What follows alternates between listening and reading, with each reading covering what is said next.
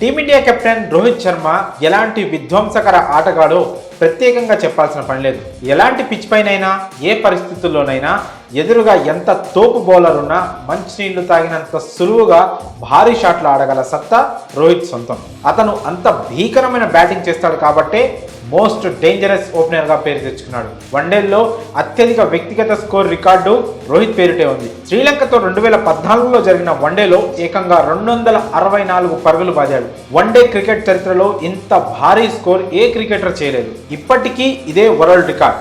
ఆ మ్యాచ్లో 33 4లు 9 సిక్స్లతో రోహిత్ విలయ తాండవం చేశాడు. మొదటి నుంచి రోహిత్ శర్మ సిక్స్లు చాలా సులువుగా కొడుతుంటాడు. ఈ క్రమంలోనే ఓ అరుదైన వరల్డ్ రికార్డ్కు రోహిత్ శర్మ చేరువయ్యాడు. రోహిత్ మరో 18 సిక్స్లు బాధితే చాలు అంతర్జాతీయ క్రికెట్లో 600 సిక్స్లు బాదిన మొట్టమొదటి క్రికెటర్గా సరికొత్త చరిత్ర సృష్టిస్తాడు. సిక్స్లతో 600 మార్క్ అందుకోవడం అంటే మామూలు విషయం కాదు. ఒక రకంగా చెప్పాలంటే సచిన్ 100 సెంచరీల మార్క్ అందుకుంటే క్రికెట్ అభిమానులంతా ఎంత సంతోషించారో ఇప్పుడు రోహిత్ శర్మ 600వ సిక్స్ కొట్టినా అంతే హ్యాపీ అవుతారనడంలో ఎలాంటి అతిశయోక్తి లేదు. ఎందుకంటే 600 సిక్స్లు, అందులోన అంతర్జాతీయ క్రికెట్లో చిన్న విషయం కాదు.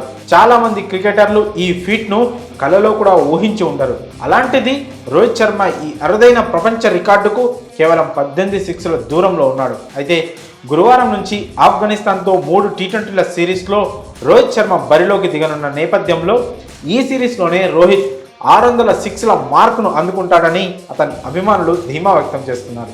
ఓపెనర్గా చాలా అగ్రెసివ్ బ్యాటింగ్ చేస్తున్న రోహిత్ ఇక టీ20లంటే ఆగుతాడా?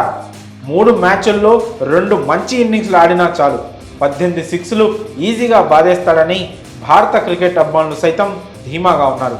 ఇప్పటి వరకు రోహిత్ 54 టెస్టుల్లో 77 సిక్స్లు, 262 వన్డేల్లో 323 సిక్స్లు, 148 టీ20ల్లో 182 సిక్స్లు, టోటల్గా 582 సిక్స్లు బాదాడు. మరి రోహిత్ శర్మ ఆఫ్ఘనిస్తాన్తో 3 టీ20ల సిరీస్లోనే ఈ రికార్డును అందుకుంటాడని మీరు భావిస్తున్నారా?